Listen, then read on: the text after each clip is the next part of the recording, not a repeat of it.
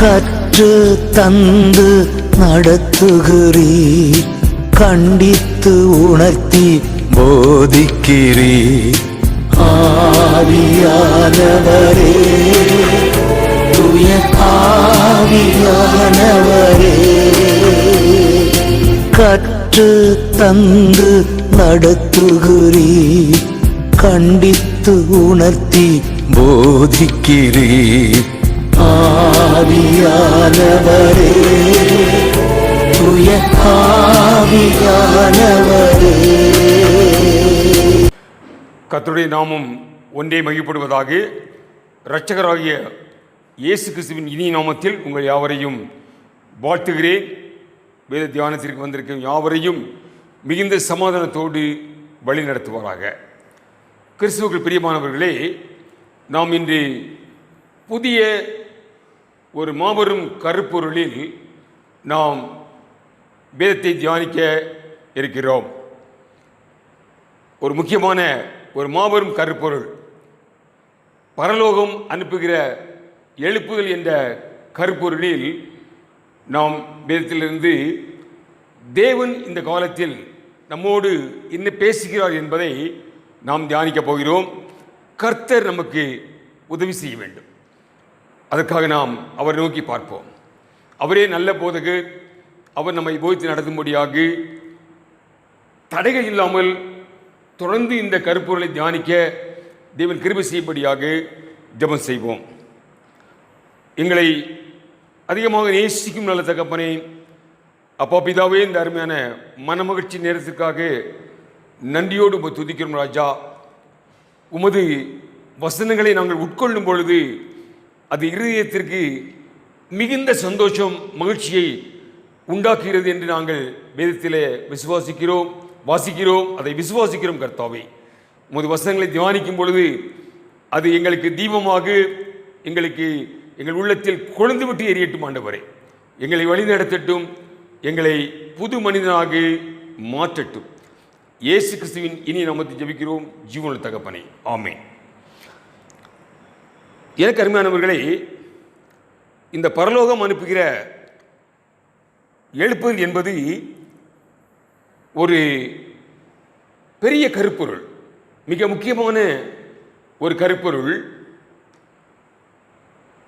இந்த தலைப்பில் இந்த காலகட்டத்தில் நாம் தியானிப்பதற்கு தேவன் நமக்கு உதவி செய்வாராக.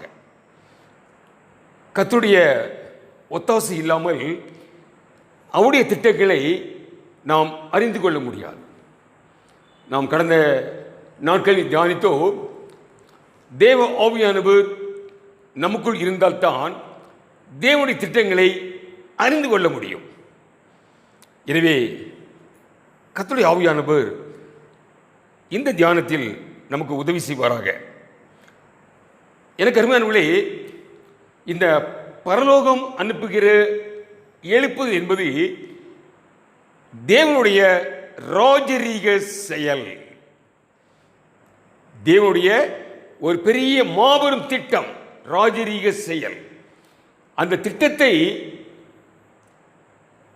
உலகத்தில் கொண்டு வருவதற்குத்தான் தேவன் அவளோடு எதிர்பார்த்து கொண்டிருக்கிறார்.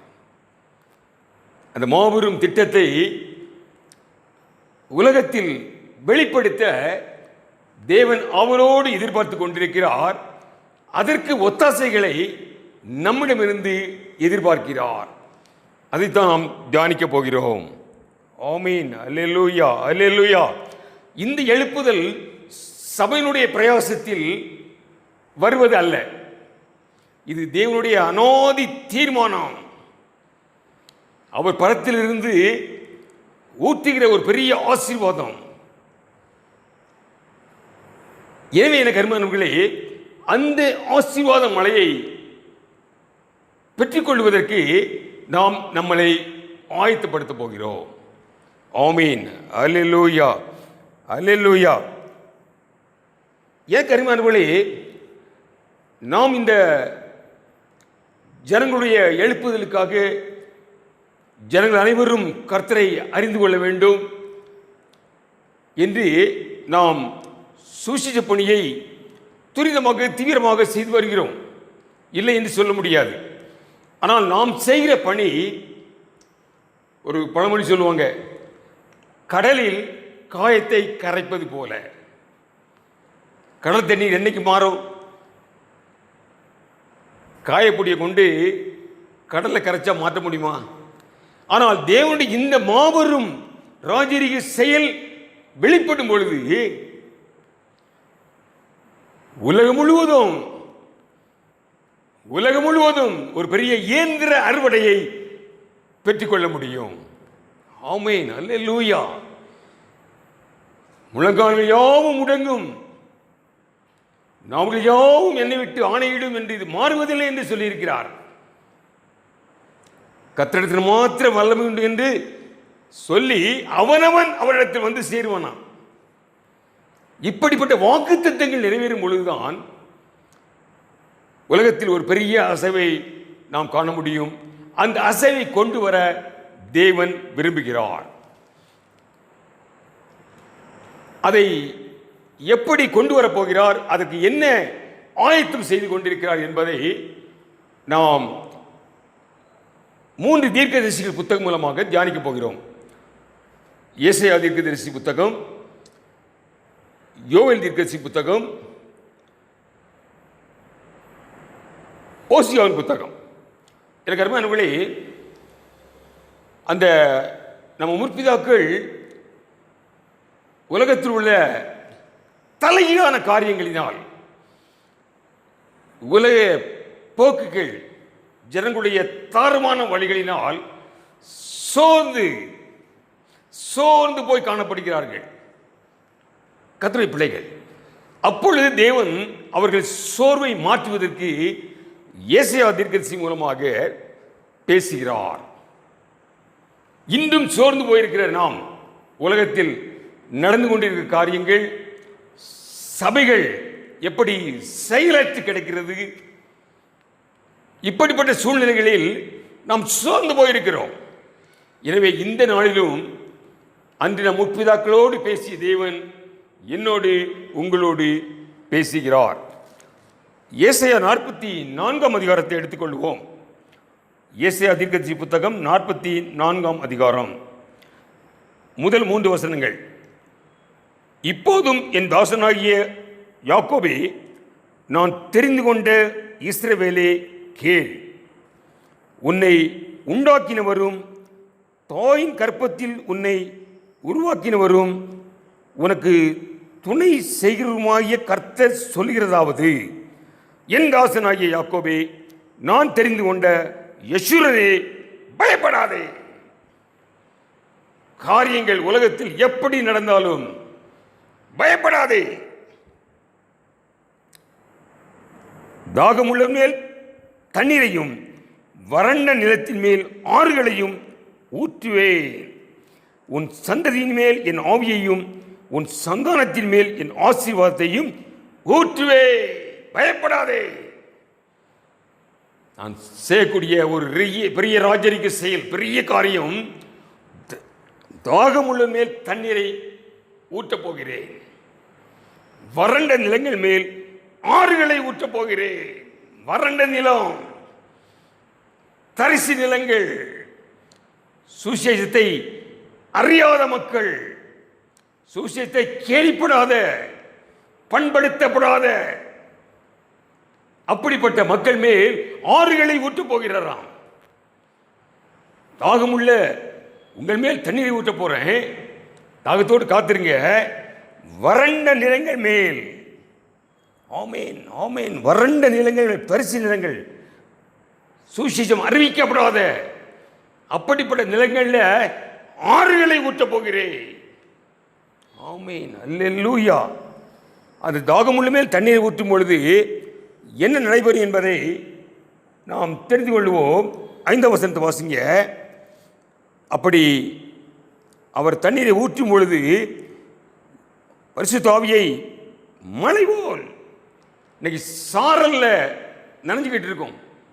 இன்னைக்கு சாரல் மழையில் நாம் நனைஞ்சு கொண்டு ஏதோ டாம்டி போட்டுக்கிட்டு இருக்கோம். ஆனால் பெரிய காற்றாற்று மழையை, வெள்ளத்தை ஊற்ற போறாரு. அப்படி ஊற்றும் பொழுது என்ன நடக்குமோ பாருங்க. 5ஆம் வசனம், ஒருவன் நான் கர்த்தருடையவன் என்பான், ஒருவன் யாக்கோபின் பெயரை தரித்து கொள்வான், ஒருவன் தான் கர்த்தருடையவன் என்று கையெழுத்து போட்டு இஸ்ரவேலின் நாமத்தை தரித்து கொள்ளுவான்.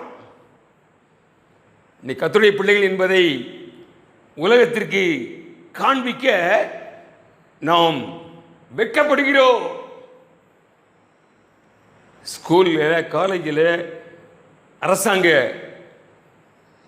பதிவேடுகளில் இன்னும் நம்ம அவர் விலையேறப்பட்ட இரத்தத்தால் நாம் அவரால் கிரயத்திற்கு கொள்ளப்பட்ட போதும் நாம் என்ன இருக்கிறோம், இந்த கர்த்தருடைய பிள்ளை என்பதை அறிவிக்க தயங்குகிறோம், வெட்கப்படுகிறோம். இங்க சொல்றாங்க பாருங்க, அவன் கர்த்தருடைய பிள்ளை, தான் கர்த்தருடையவன் என்று கையெழுத்து போட்டு. அவன் அந்த ஒரு பெரிய ஒரு மாற்றம் உலகத்தில் வரப்போகிறது. ஆமென், அல்லேலூயா. அந்த வறண்ட நிலத்தில் அவர் ஆறுகளை ஊற்றும் பொழுது அதே அதிகாரத்தில் 18ஆம் வசனத்தை வாசிக்கும் பாருங்க. அறியாமலும் உணராமலும் இருக்கிறார்கள். காரணம் என்ன என்பது எனக்கு உங்களுக்கு தெரியும். காணாதபடிக்கு அவர்கள் கண்களும் உணராதபடிக்கு அவர்கள் இருதயமும் அடைக்கப்பட்டிருக்கிறது. அதான் 2 கொரிந்தியர் 4:4 பரிசுத்த பவுல் எழுதுறாங்க, மகிமையான சுவிசேஷத்தின் ஒளியை, மகிமையான சுவிசேஷத்தின் ஒளியை பெற்றுக்கொள்ளாதபடி இந்த பிரபஞ்சத்தின் தேவனானவன், பிரபஞ்சத்தின் தேவன் சாதாரண கிடையாது, ஜனங்களுடைய கண்களை கூட்டாட்டத்தில் வைத்திருக்கிறான். இந்த வறண்ட நிலத்தில் ஆறுகள் ஊற்றப்படும் பொழுது அங்கு சொல்லப்படுகிறது, உணராமலும் அறியாமலும் இருந்த ஜனங்கள் கர்த்தரே தெய்வம் என்று உணர்ந்து கொள்வார்கள். ஆமென், அல்லேலூயா, அல்லேலூயா. அந்த வசனம் 18 நிலை மாறும். ஏசாயா 45:24 சொல்ற, கர்த்தரே தேவன் என்று அவனவன் சொல்லி வருவானா. சுவிசேஷம் சொல்ல வேண்டிய அவசியம் இல்லை, ஏன்னா அவர் ஆறுகளை போல ஊத்துறாரு. அதான் சகரியா புத்தகம் 8:23 சொல்லுகிற தீர்க்க தரிசனம் நிறைவேறும்.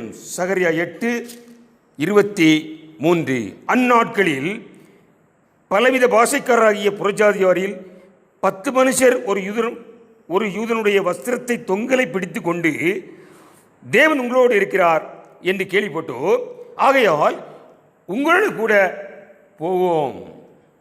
நான் பின்னால் வருவாங்களாம், நீ கூப்பிடண்டா, பின்னால் வருவாங்களாம், அவனை பற்றி கொள்வார்கள் என்று சேனைகளின் கர்த்தர் சொல்லுகிறார். ஆமென், அல்லேலூயா, அல்லேலூயா. அப்போ இந்த வறண்ட நிலத்தில் இந்த ஆறுகள் பொழியப்படும் பொழுது கர்த்தர் இப்படியாக ஒரு பெரிய இயந்திர அறுவடையை கொண்டு வரப்போகிறார். நம்மை குறித்த தேவனுடைய விருப்பத்தை அதே ஏசாயா 58ஆம் அதிகாரத்தில் தெரிந்து கொள்வோம். ஏசாயா 58:11 நம்மை குறித்த தேவனுடைய திட்டம், அவருடைய சித்தம். அதுதான் புதிய ஏற்பாட்டில் பவுல் தன் சபைகளுக்கு எழுதுகிறாரு, அவருடைய சித்தத்தை, அவரை அறிகிற அறிவியல் நான் வளர வேண்டும். அவர் சித்தம் என்ன பாருங்க, திட்டம்.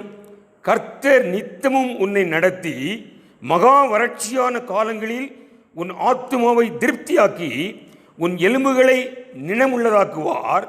நீ நீர்ப்பாய்ச்சலான தோட்டத்தைப் போலவும் வற்றாத நீரூற்றைப் போலவும் இருப்பாய். இது நம்ம அழைத்த தேவன் நம்மேல் வைத்திருக்கிற திட்டம். இந்த திட்டம் நிறைவேற முதல் வசனத்தில் சொல்றாரு, 58ஆம் அதிகாரம் முதல் வசனத்தில், சத்தமிட்டு கூப்பிடு, அடக்கிக் கொள்ளாதே, எக்காலத்தை போர் உன் சத்தத்தை உயர்த்தி என் ஜனத்துக்கு அவர்கள் மீறுதலையும் யாக்கோபின் வம்சத்தாருக்கு அவர்கள் பாவங்களையும் தெரிவி. இந்த திட்டம் நிறைவேற, இந்த ராஜரீக செயல் நிறைவேறுவதற்கு என் ஜனத்திற்கு நீ சத்தமிட்டு அவருடைய மீறுதல்களை, அக்கிரமங்களை தெரிவி. அப்போ இந்த ராஜரீக செயல் வருவதற்கு தேவன் வைத்திருக்க திட்டத்தை நாம் இந்த தீர்க்கதரிசி புத்தகம் மூலமாக கண்டுகொள்ள போகிறோம். அதான் நம்முடைய தியானம். தேவன் திட்டம் பெய்திட்டம், அவர் நினைத்தது அவர் ஒரு நாள் தடைபடாது. ஆனால் அது செயல்பட நாம் என்ன செய்ய வேண்டும்? அதுதான் தியானம். எனவேதான் சகரியா 10:1 பின்மாறி மலைக்காக வேண்டிக் கொள்ளுங்கள்.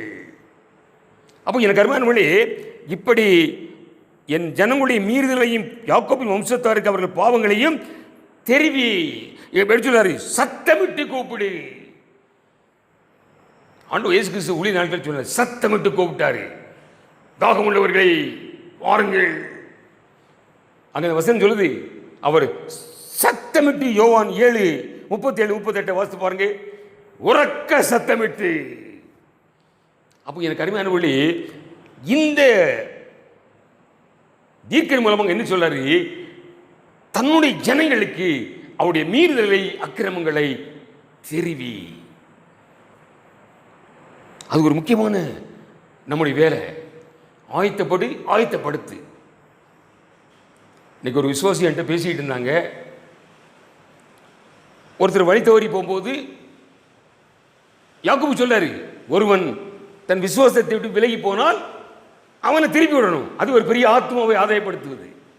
அப்படி சொல்லும் பொழுது பிரச்சனை வருது. பயப்படக்கூடாது. ஒரு வழி தவறி போகும்போது அவனை திருப்ப வேண்டும். அதாங்க சொல்லு, உறக்க சத்தமிட்டு சொல்லு. ஏனென்றால் அவர்கள் மனம் திரும்ப வேண்டும்.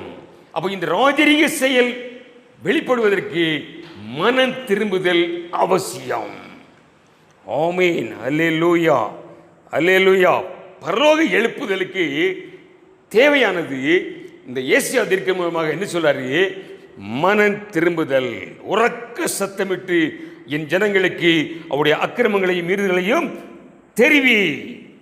ஏன்னா அவர் என்னையும் உங்களையும் குறித்து, அவர் ஜனங்களை குறித்து என்ன நினைச்சிருக்காரு பாருங்க. 58ஆம் அதிகாரம் 2ஆம் வசனத்தில், ஏசாயா 58:2 ஏன் இப்படி சொல்றாருன்னா, அவர் ஜனங்களை குறித்து என்ன அறிஞ்சிருக்காரு பாருங்க. 58:2, தங்கள் தேவனுடைய நியாயத்தை விட்டு விலகாமல் நீதி செய்து வருகிற ஜாதியாரை போல அவர்கள் நாடோறும் என்னை தேடி, கர்த்தருடைய பிள்ளைகளைப் போல புறஜாதியார்களும் அவரை தேடி என் வழிகளை அறிய விரும்புகிறார்கள். அவங்களும் ஆலயத்துக்கு வர விரும்புகிறார்களாம். அவருக்கு தெரியும், நமக்கு தெரியாது. நம்ம இதை நம்ம அடிச்சு புரண்டு ஆலயத்துக்கு வந்துடுறோம். ஆனால் தேவன் சொல்ல பாருங்க, அவர்களும் என் வழியை அறிய விரும்புகிறார்கள், நீதி நியாயங்களை என்னிடத்தில் விசாரித்து தேவனிடத்தில் சேர விரும்புகிறார்கள். அவர்களும் ஆலயத்துக்கு வர கர்த்தரை தொழுது கொள்ள விரும்புகிறார்கள். அது நமக்கு தெரிய மாட்டேங்கு.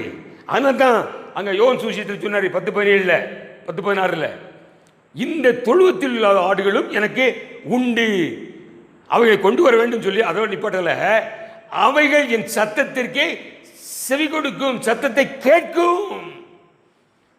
நீங்க வசனத்துக்கு கீழ்ப்படிகளோ இல்லையோ எனக்கு தெரியாது.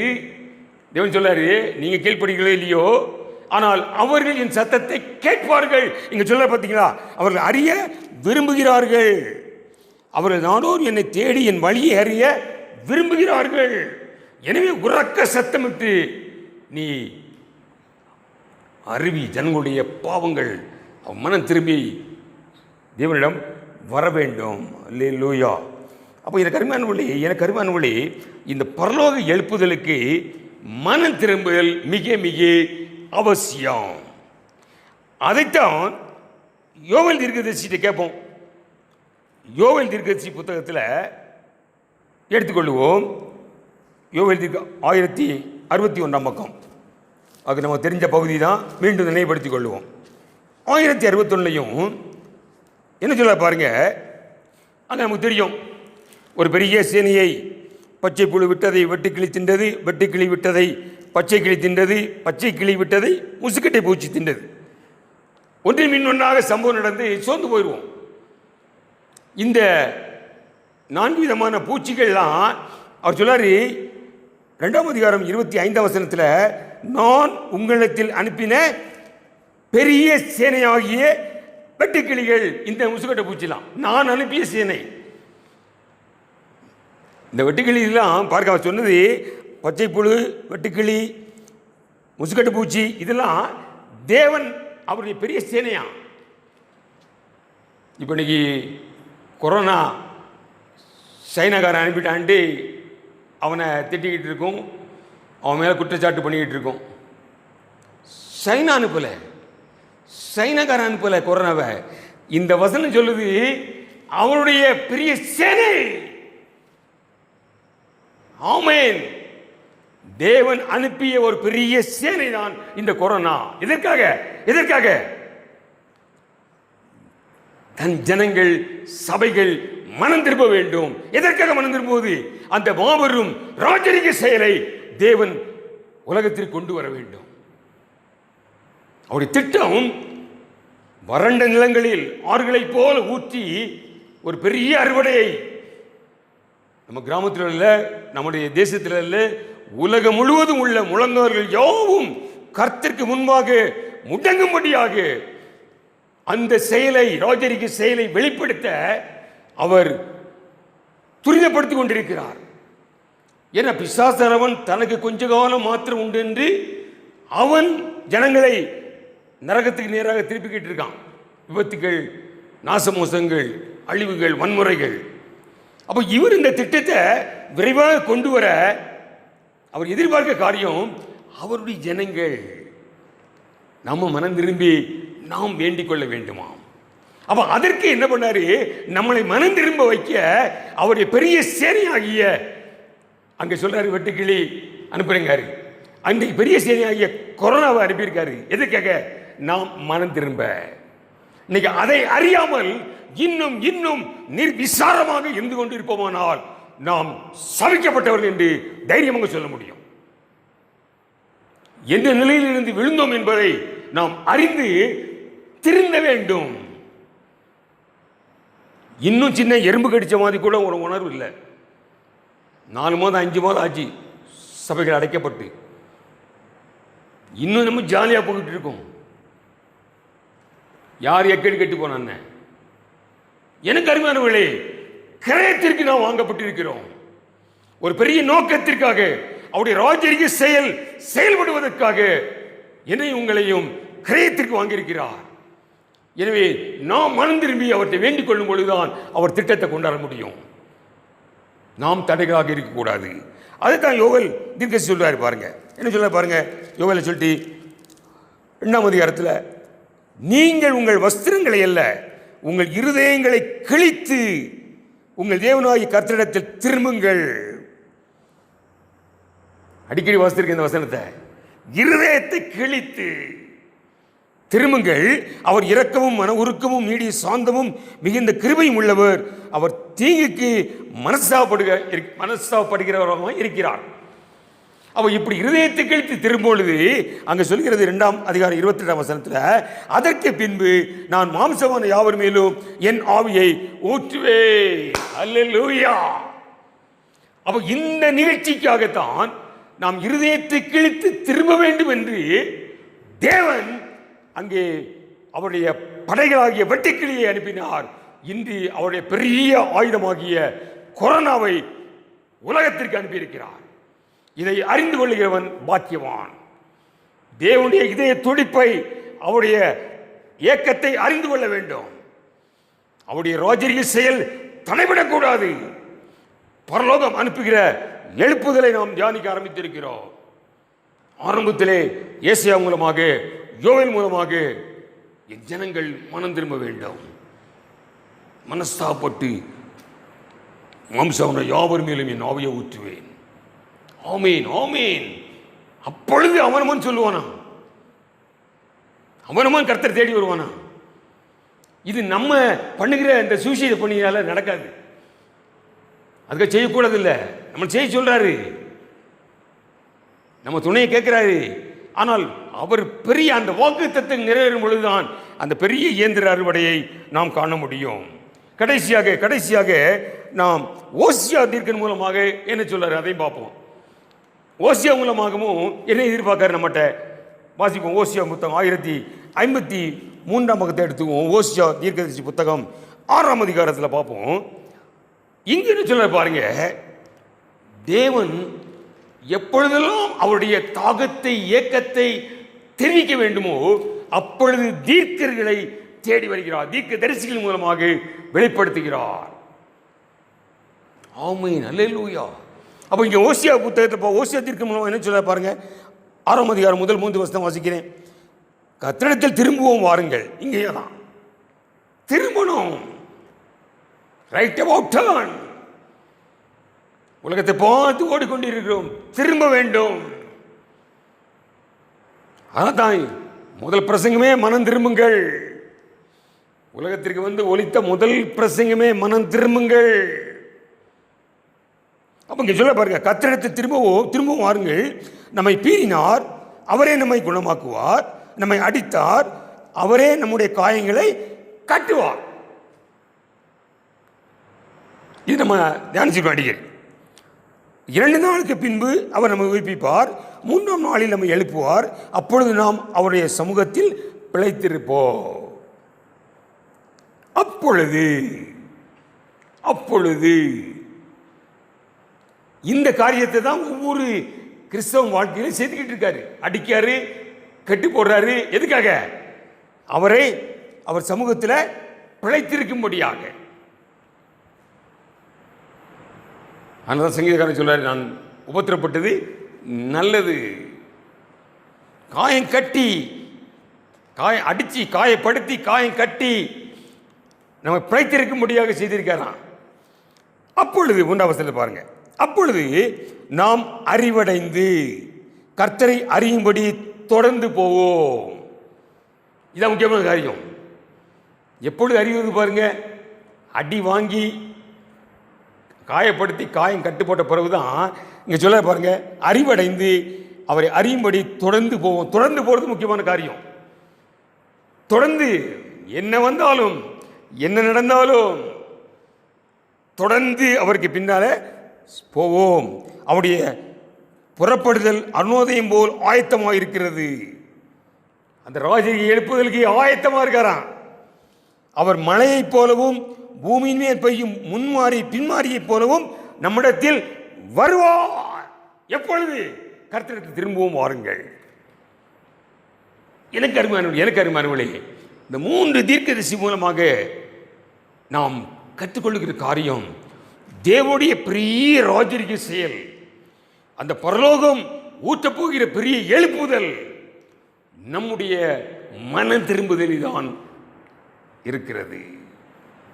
ஆமேன், ஆமேன், அல்லேலூயா, அல்லேலூயா. எனக்கு அருமையானவர்களே, அப்போ இந்த தீர்க்கதரிசி புத்தகத்தை தேவன் நமக்கு எதற்காக கொடுத்திருக்கார் பாருங்க.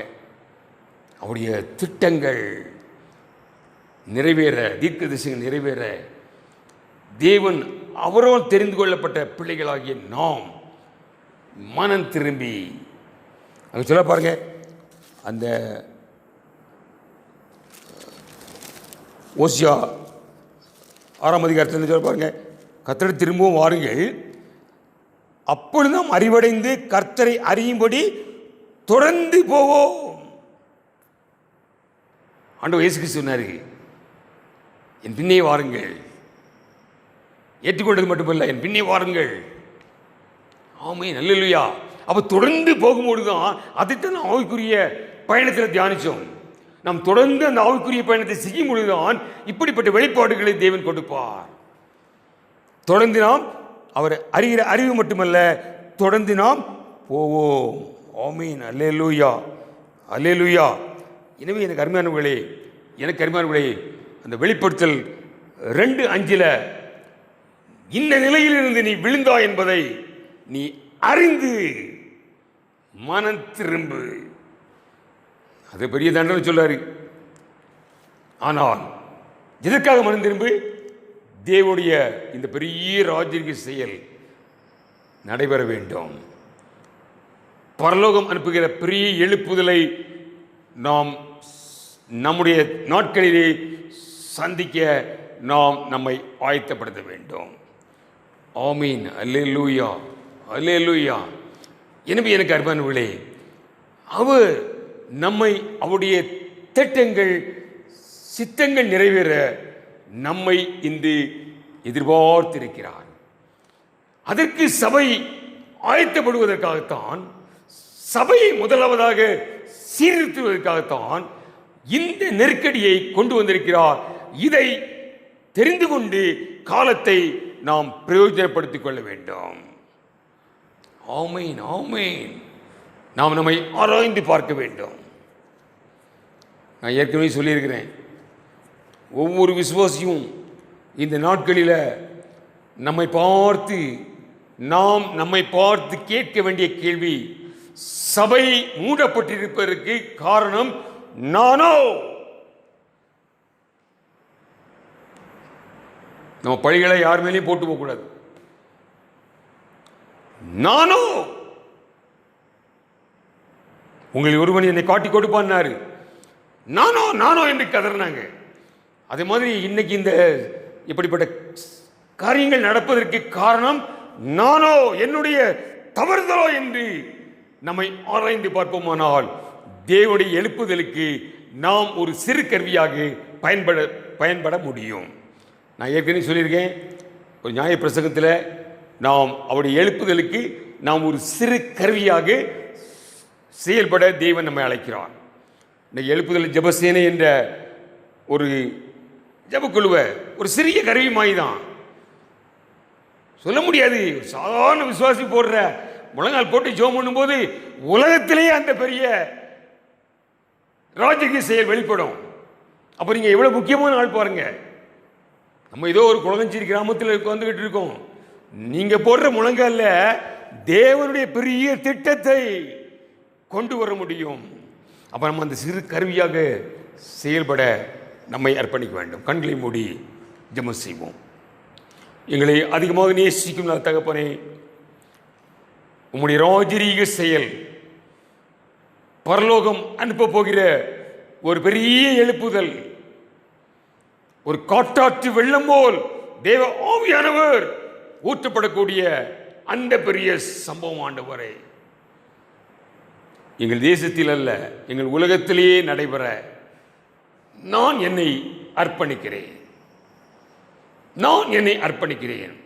என்னுடைய மனம் திரும்புதல் அதற்கு மிக மிக அவசியம் என்று இந்த 3 தீர்க்கர் மூலமாக எங்களோடு பேசிய வார்த்தைகளுக்காக நன்றி தகப்பனே.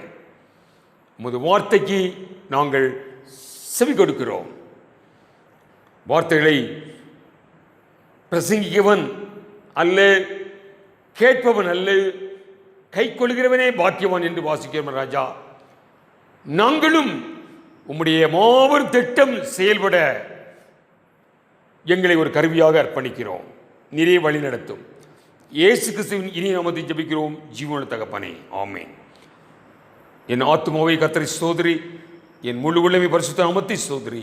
என் ஆத்துமாவை கர்த்தரை ஸ்தோத்திரி, அவர் செய்த சகல உபகாரங்களையும் மறவாதே. ஆமென். கர்த்தர் உங்களை ஆசீர்வதிப்பாராக.